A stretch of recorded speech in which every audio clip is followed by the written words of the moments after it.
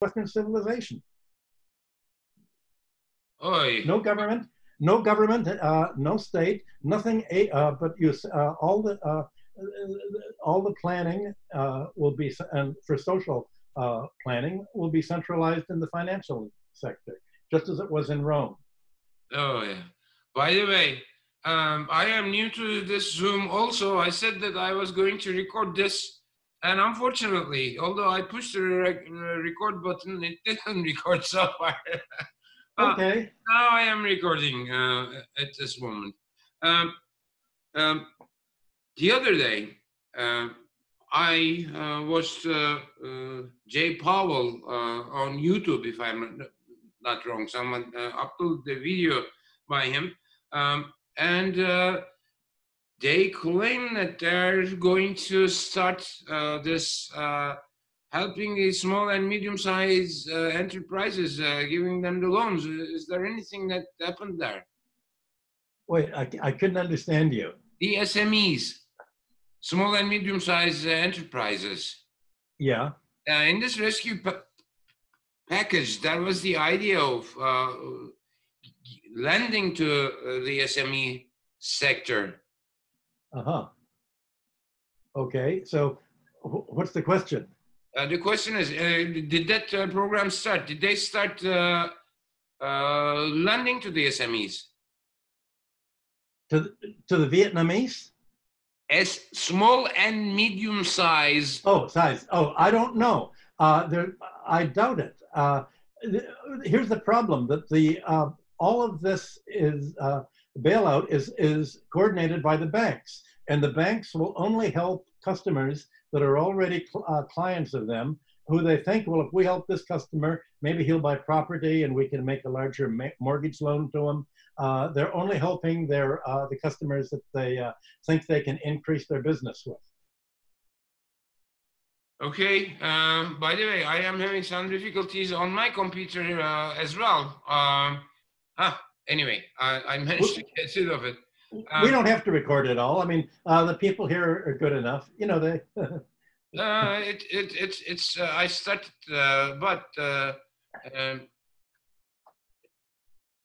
well, okay, that's good. Someone noticed that it has been recorded anyway, so. Okay. But because of paying my attention to this computer, I could not pay attention to what you said. As you were saying, what is going on in the US is essentially a bailout of the rich guys. The stock market, the bond market, and the real estate sector. That's right, not the economy. What you call the economy, labor, capital, industry, and industrial capital and agriculture. And so of course they're closed. And if now that the landlords are insisting on full rent for April, May, June, and July, how are restaurants, the family restaurants and the local family small business stores in the neighborhoods that you just pointed out are all boarded up? How can they possibly pay all of this back rent out of the money they're going to make in the next year with minimal seating and smaller business? They can't. They're just going to close down. So you're going to have a huge chunk of the economy literally just closed down, and the landlords will not reduce the rent or forgive the rent because of the deals they have with the banks. The government essentially pays the banks if they lose for default, but it doesn't, and so the government has created a situation where it's easier for the landlords to default, the banks to sell the bad mortgages to the government and leave the businesses closed down. So there is centralized planning in this country. The centralized plan is to close down half of every city, close down all of the small businesses. This is why the stock market is up. They say, isn't this wonderful? We're getting rid of the middle class. We're destroying the family restaurants. We're destroying the small stores. All the big stores are going to win. The big restaurant chains, they're going to win. Amazon is going to pick up everything from the local grocery stores that go out of business. You're having a concentration of property that is accelerated by the coronavirus. The virus didn't cause this, but it catalyzed the centralizing financialization movement that was already there in the US economy.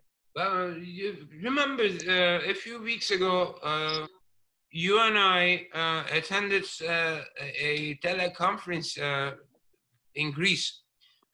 Jeff Yes. Sachs was also there. Yes.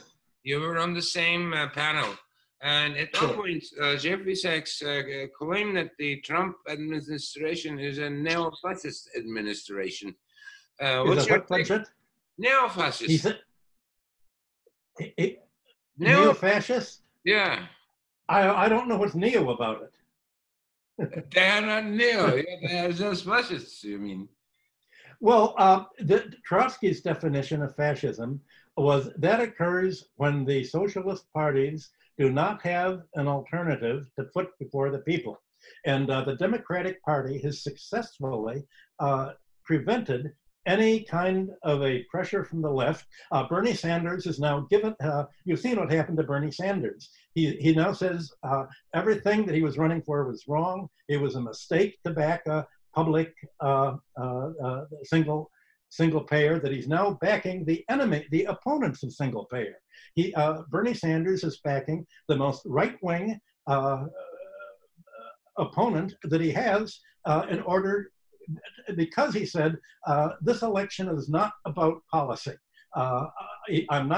Bernie Sanders is not running in the primaries to change the program or what the Democratic Party will be about. He says, in our politics today, it's only a question of personality. Which candidate do we want to impose neoliberal policies on the country? And he thinks that Biden will be more efficient at imposing neoliberalism, which which I think Jeffrey Sachs calls fascism. But I think neoliberalism is a much better term for it. The issue will be who was more competent.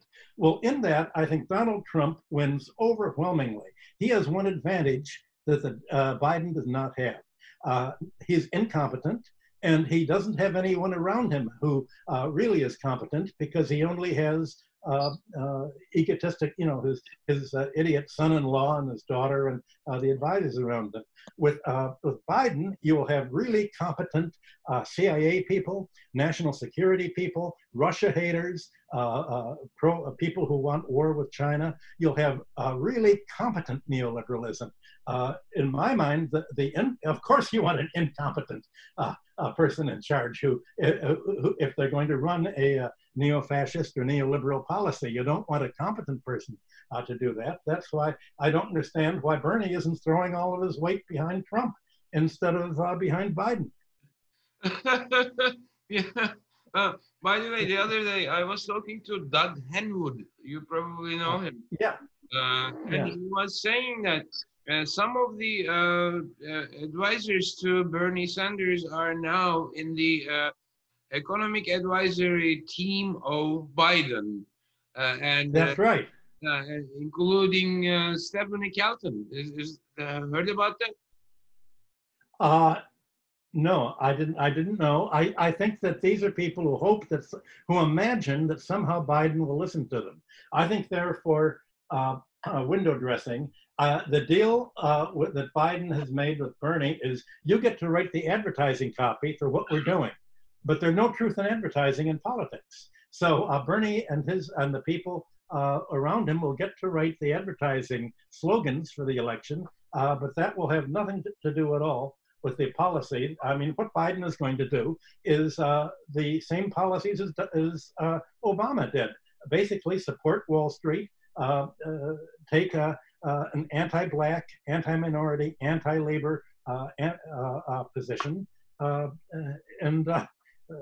This is neo-fascism or neoliberalism or whatever you want to call it. Why would you want to write advertising policy saying neo-fascism loves women, neo-fascism loves Blacks and racial minorities, when the whole policy is to disenfranchise them, to foreclose on the houses of the low-income people, like Obama did when he threw 10 million homeowners out on the street, mainly Black and Hispanic, low-income people. Why would you want to go along with the pretense of saying war is peace, and poverty is prosperity? I mean, this is an Orwellian election. I agree. That's why I believe you say if you were Bernie, you would support Trump. That's already evident who Trump is, and he's not competent. That's his great advantage. Who can? I mean, he wins. He wins. Yeah.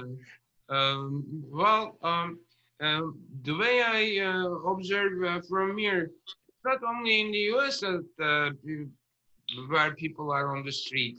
The American protests and riots seem to be spreading to some countries. Germany, France, yellow vests are again on the streets and all that. Um, uh, Probably what's going on is not just about racial discrimination or an African American killed by a white supremacist white police officer in some city in the US. There are serious economic issues, I believe, behind this ongoing process in many countries. And it's all because of But not a word of these not a word has been said about the economic issues. That's the great success. They've used this issue to distract attention away from the economic issues. And the only economic issue that they have is, well, if we defund the police, then we can privatize them into private security agencies and help Thatcherize the economy. So is it your opinion that these protests are actually diverting attention from the economic issues? I won't say diverting, they're just not paying any attention to them. Nobody's mentioned a word about that. And it's as if the problem, the inequality and the racism in the United States is purely racist, with no economic base.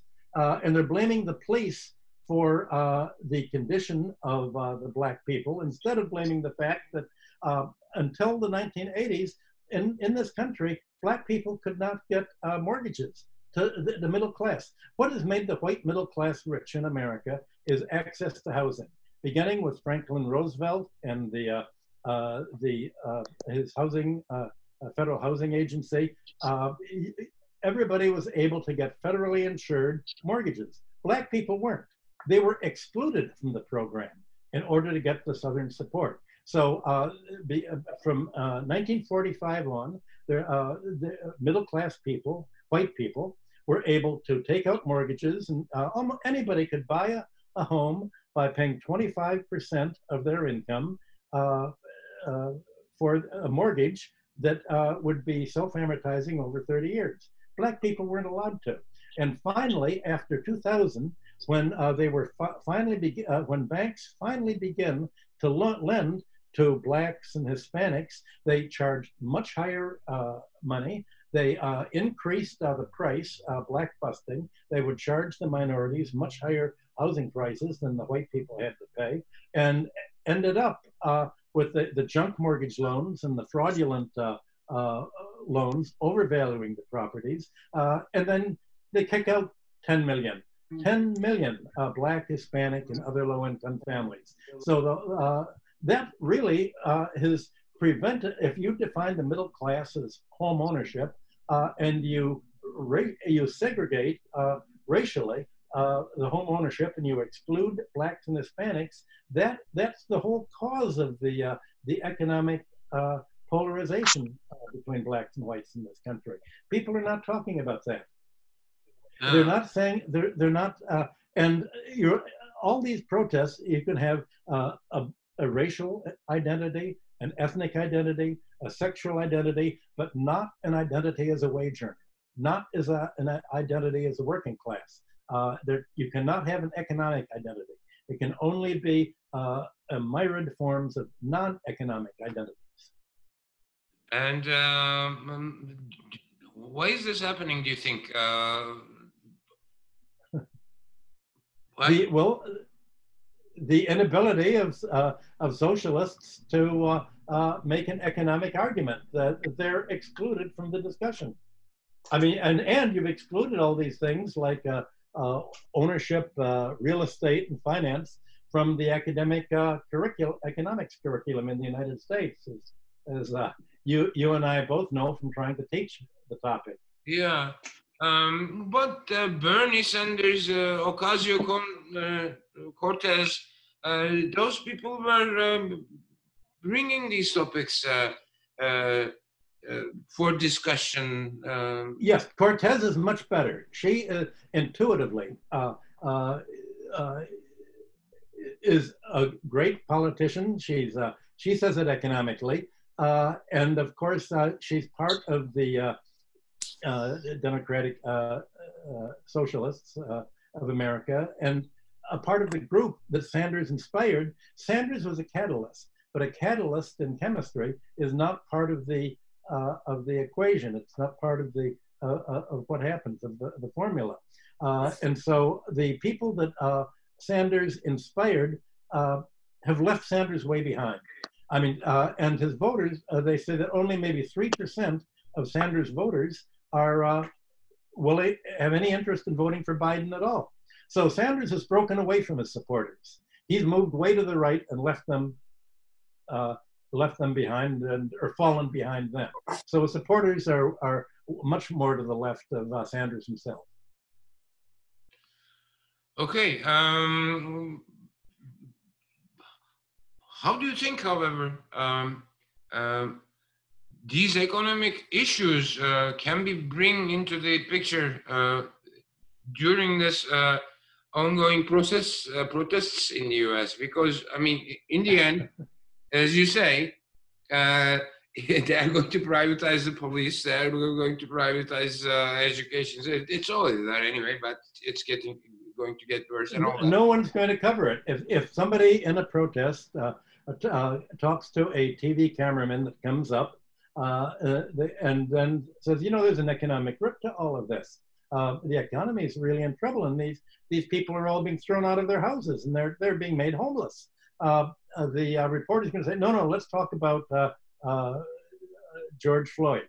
Let's talk about the race issue. Let's talk about the sex issue. Or, oh, there's a LGBTQ over there. Let's talk about that, but not economic issues. So this is some sort of media manipulation, in other words. Media doesn't allow for other topics to be discussed. That's right. Any more than you can fit them into the curriculum. I mean, it's not only the media, it's the school curriculum. I couldn't fit any of this into what I was teaching, and I was teaching at the New School for Social Research, the same place where Stephanie Kelton graduated from. I gave up. I couldn't fit it in. Yeah. They say that's not economics. What you're talking about? You're talking about finance and rent. That's not economics. Economics is choice of about, you know, who are you going to choose in the menu we give you. Well, here's the menu. Yeah, well, I taught some of this stuff myself, so I even wrote a few papers about choice models actually in the Journal of Marketing. What was his name? Quarterly Quantitative Marketing and Economics. 2 choice papers actually. Yeah. Yeah, there is no class word, no politics. We are all equals. We just make choices, and life is that simple, actually, according to that theory. But as you were saying, when it comes to, for example, lending to people, it's the banks who make the choice, right? It's not the borrowers who and the laws. It was the Democrats who made the laws that prevented blacks from getting access to mortgage money and therefore access to housing. It was a Democratic policy for decades to prevent blacks from having housing. Housing in America, membership in the middle class is white only. They've now extended that to admit Asians also. How did they? Not Native Americans, not Indians. How did they do that, however? I mean, it was written into the law. It was written into the law. You had to be white. And the neighborhoods that were created, like here in Queens, where I lived, they would not rent to anyone who was not white in the post-war developments where they began to build up Queens. And what was the economic rationale behind that? Why by law they did not allow the black people to borrow mortgage loans and there was an excellent rationale. They got a lot of contributions from racists. The politicians were, politics is up for sale. It's been privatized, and the racists gave them the money and the votes. And the Democratic Party for over a century was based in the South among the Southern racists. And in order to gain the presidency, they had to go along with the racism. Okay, well, you have the Republicans, you have the Democrats, and none of them are capable of offering any economic solutions to these economic problems. They are dealing with racism, other identity issues, and all that. And who's going to make an alternative proposal in the U.S.? Do you think there is any? Nope. Nothing.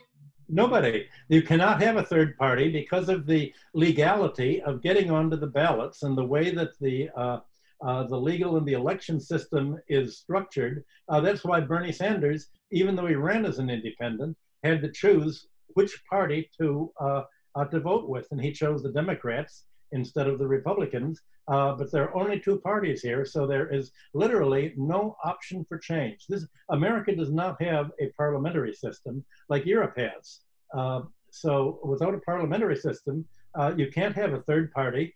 If you did, then the Democrats and Republicans would be left with maybe 8% of the vote, and any real radical party would immediately be elected. So they get together and they prevent any alternative, and it's really the same party, obviously, the same contributors to both, the same donor class, Wall Street backed them both. There's very little difference in actual policy. That's why the coronavirus, this $10 trillion coronavirus CARES Act was unanimously passed, 94-0, unanimously passed and it was drafted by the Democrats. It was the House of Representatives that makes the tax laws and the spending laws in America.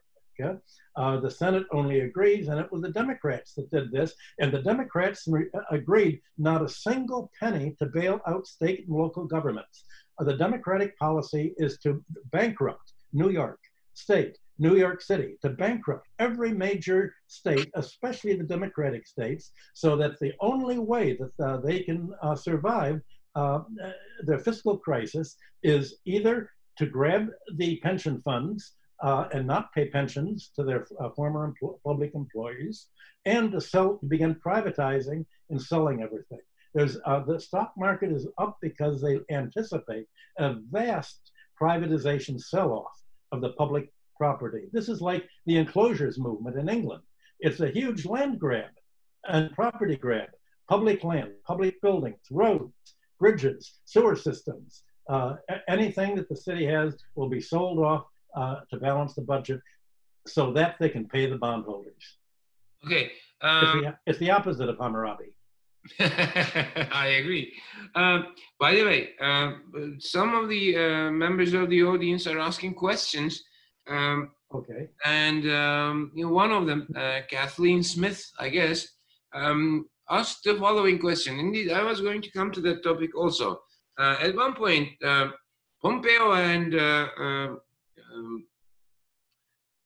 Trump, shortly after the process started to attack China in the media, claiming that China is not only the enemy of the US, but also the Western civilization and all that. Maybe to divert attention from what's going on in the US, but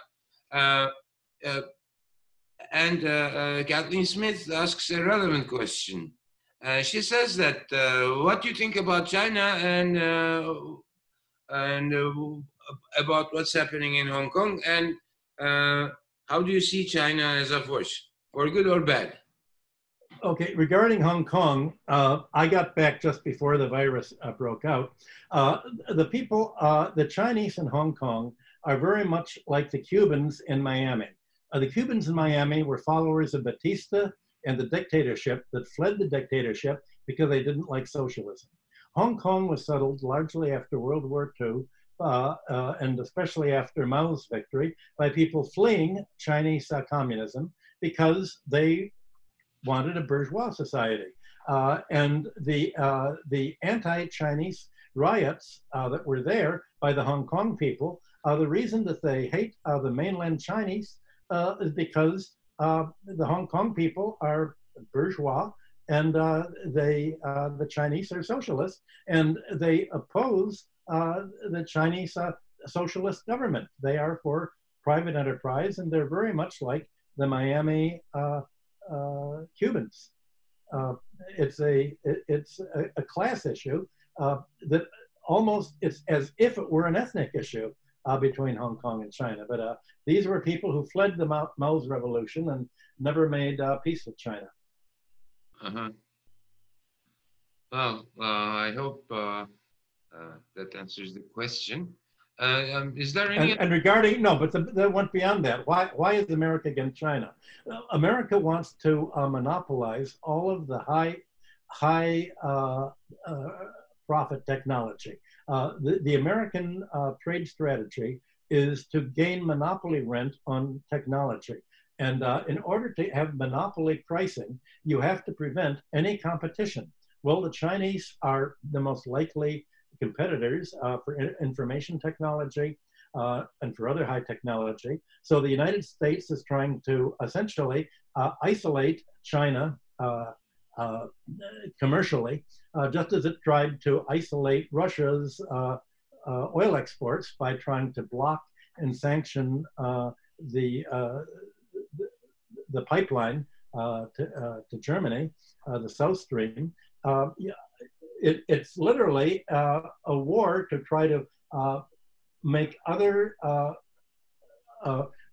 the free enterprise world reject any economy that is not dominated by Wall Street and the United States. So it's pure trade warfare. The one wonderful thing that Trump has done is that none of us as revolutionists could have done. He's driving the whole world together. He drove Russia and China together, and now he's driving Russia, China, and Europe all together. This is the dream. He's driving the whole world into an alliance to make a world free of the United States. No revolutionist could have done that. It takes a moron working from within to do that. So of course, he's all of our choice for president. So you would be happy if Trump wins this election, in other words? Well, nothing, obviously, I wouldn't be happy with either. I would be less unhappy with Trump than I would with a effective imperialist such as Biden, who wants to just go to war and drop the bomb. Uh-huh. Biden's another Hillary. And the Americans sense they were quite right to elect Trump over Hillary. She said the election was over the lesser evil. And they said, okay, we know what the greater evil is. That's you. Of course, we're voting for Trump. Well, you can make the same argument for Trump versus Biden. The Democratic military, and it's just Russia, Russia, Russia. And now Biden is trying to rival Trump, is saying, no, I can be more anti-Chinese than you are, Mr. Trump. Why would you want a war with China? This is crazy. The advantage of Trump is he's fighting the war incompetently. And of course, if you're a general of one army, you want the other army to be led by as incompetent a general as they could have. Yeah. Apparently, it's my view that one thing that you said, by the way, the main conflict between the US and China is about intellectual property, isn't it? In other words, monopoly, patent rights and monopoly. Yeah. I wouldn't call that, I mean, if you want to call Mickey Mouse intellectual, we're getting into Orwellian vocabulary there, but it's about patent rights and monopoly rent. Yeah. And it takes us back to that issue again, right? That is also a form Yep. of rent extraction. Yep. So it's all about that's going on. That is rent collection that they're fighting about, right? Yes. And uh, one of the accusations the Trump administration was making against China was that China was stealing U.S. technology, and that. What? The reality is that nobody can steal technology. Technology is universal. I mean, you can't really patent something that is essential. The Americans say we want to patent the inoculation, inoculation against the coronavirus, um, uh, and we want to sell it at $1,000 a shot. China can make it for, let's say, for 10 cents a shot and give it freely. So of course you want intellectual property means monopoly rent. You want an American company, you want the whole world to pay American companies $1,000 for an inoculation instead of buying it for 10 cents from China or India or wherever where. So it's all about monopoly power. Uh-huh. No. The protests are going on still in the U.S. And according to Enber, as of February, the U.S. is in recession. According to IMF, the world is in a global recession. How are we going to get out of this, do you think? Is there any hope, in your opinion? I don't see how you can get out of the depression. Don't call it a recession. This is a depression. The whole upswing of the Western world from 1945 to now is over. Every business recovery since 1945 has started with a higher and higher debt load. Now the debts are so high that if you pay the debt, the debt service for real estate, for credit card debt, for student loan debt, for auto debt, for commercial debt, for junk bond debt. If you pay this debt service, then you won't have enough money to buy the goods and services that labor produces. So we're in debt deflation. There cannot be a recovery from debt deflation without writing down the debts to the means to pay. Now, prior to Western civilization, prior to Rome, you had regular clean slates canceling the debts. You don't have that anymore. And unless you write down the debts, we're going to be in a chronic, permanent depression. In other words, and until that happens, you don't see any way out of this. I do see a way out. Can't write down the debts. In Rome, almost everybody who wanted to do that got assassinated. Okay. Ending with Julius Caesar. Yeah, that's what I also propose. As you know, remember I even wrote a few proposals. In 2017, I told India to write down bad debts in the Indian banking system, but he never took that kind of proposals seriously. Yep. So, I guess at one point things will get even worse and we will hit the bottom. And what's going to happen, I have no idea. Maybe we will all turn into debt slaves or something because we are not able to pay them. The economy will just shrink and shrink and shrink. Homelessness will increase. More and more stores will be boarded up. And there will be fewer and fewer companies to deal with. As the big fish eat little fish is the motto. Well, but there are about 7-8 billion people on Earth, and a few million is happy with their. And what's going to happen to the remaining? They're considered overhead, collateral damage of the class war. So you do not sound very optimistic about the near future. It seems, right? Well, that's where all the trends are leading. Yeah, I look at the statistics. I mean, that's what I do. You tell me how there's no statistical projection you can make where the debts can be paid without mass homelessness, mass bankruptcy, and a concentration of real estate in the hands of absentee owner companies like Blackstone, et cetera, without huge evictions, without a huge transfer of property from debtors to creditors. Okay, so You've seen it in Greece. The whole world will end up looking like Greece, the Western world. okay. Apparently, the near future doesn't look that great because that's not going to happen. They're not going to cancel that, and the polarization between the 1% and 99% will increase. Okay, let us take some questions from the audience if they have any. It has been about an hour, and then I don't want to take more of your time.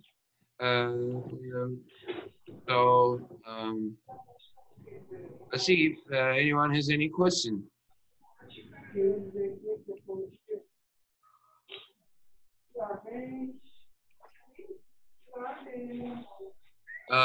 Someone says, why some people keep insisting on possibility of fair competition? It will eventually start to fall on one side. I think this is a question about China. Wait, can you rephrase it? The fidelity is very bad. Tell me the question once again. If this is the situation as you described, probably the person who posed this question is talking about economists. So they talk about fair competition. What type of fair competition can exist in an economy like this? The competition between the creditors and the debtors over who will control the government. Will the government be run for the creditors or the debtors? That's been the case for 5,000 years. Yeah, in other words, there is no fair competition. Right. One party always wins, in other words, in this competition. Yeah, there's nothing in the middle. Yeah. I remember watching a video a while ago, a short distance race. Sprinters are running 100 meters race, I guess. And one of the guy always wins because he holds a gun and kills everybody else. Of course. Right. Right. It's the thing here, right? I mean, fair competition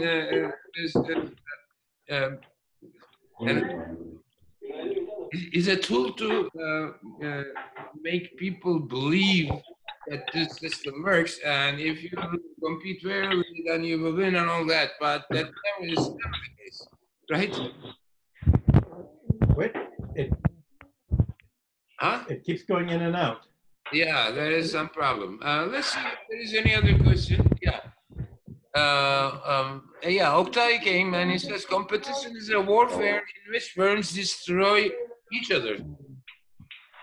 Let me wait. Oh, now I can see. Okay. İngilizce dinlemek istersen süper.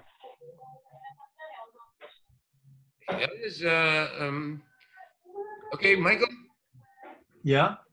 Are you there? Evet. Wait. But in order, it's not firms, it's really national economies. You could, the United States is promoting a whole set of patent rules that benefit Walt Disney and the pharmaceutical companies. The idea of a patent and a intellectual property is to prevent competition. Someone turned his mic on, so I am hearing that other person also, which is a problem.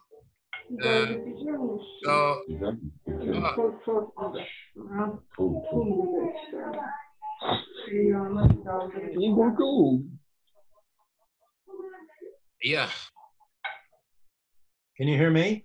Yes, I do. Okay, Some good. other person was keeping his mic on, and there was some noise, Right. so I couldn't hear you for a while.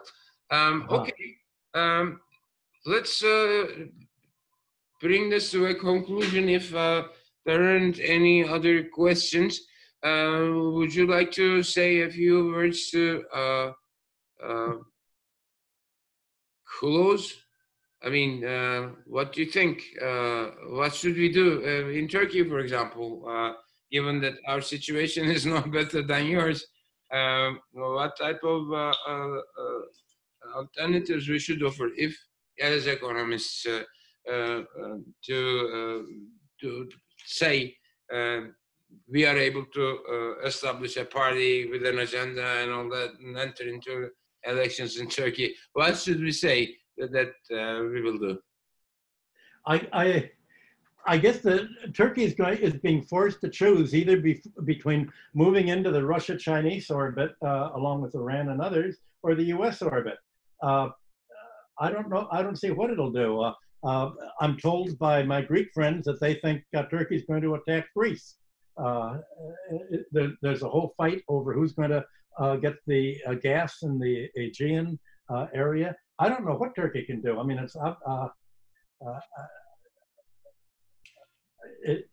it seems it may be a quandary. Quandary doesn't have a solution. Okay, so well, there is no way for us to bring this Zoom meeting on a positive, optimistic note, I guess.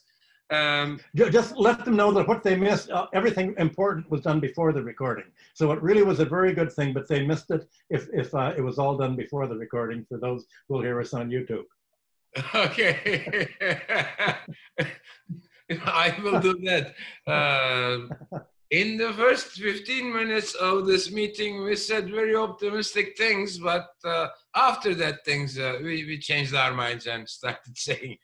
No, optimistic. There'll be a revolution. Of course we're optimistic. There'll be a collapse and then a revolution. Well, that's what I also think is going to happen, because there is no other solution within the system. I mean, it'll be bloody. Yeah, I also think that that's going to be the case. I keep saying that also, and that 99%, maybe not 99%, but the lower 50% will punish that 1% very seriously, in my opinion, and that's going to be bloody. I don't know if you will see that, but who knows? Maybe we are getting there, given the way the world economy is going. Anyway, Michael, thanks for this nice discussion, answering the questions and all that. And we'll keep talking anyway.